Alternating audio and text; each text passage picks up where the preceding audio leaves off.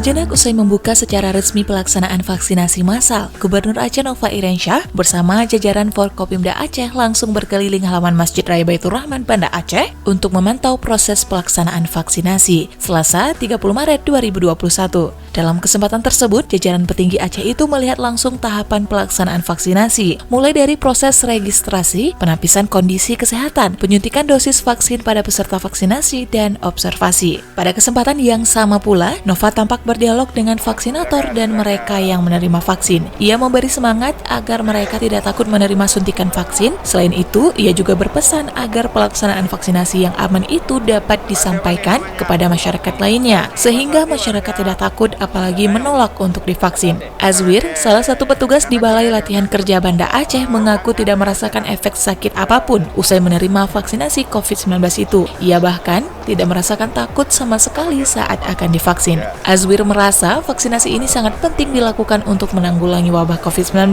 Azwir juga merasa senang karena saat menjalani vaksin tadi, ia disapa langsung Gubernur Aceh. Ia pun mengapresiasi pelaksanaan vaksinasi massal yang dilakukan pemerintah Aceh dan berharap wabah COVID-19 segera berakhir. Hal yang sama juga disampaikan Amir Han, seorang pedagang keliling di kota Banda Aceh. Amir juga berharap target 3,7 juta vaksinasi masyarakat Aceh dapat segera tercapai demi terbentuknya kekebalan tubuh secara massal. Yang penting agar nanti diikuti oleh masyarakat. Kita berharap juga ada yang mandiri kalau bisa.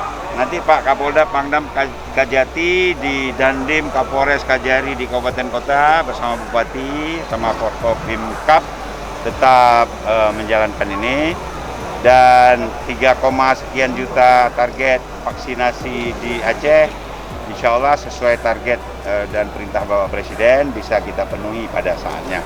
Dan saya mohon dukungan juga dari media agar membantu, mengajak, mensosialisasikan agar vaksin ini cepat kita selesaikan. Terima kasih.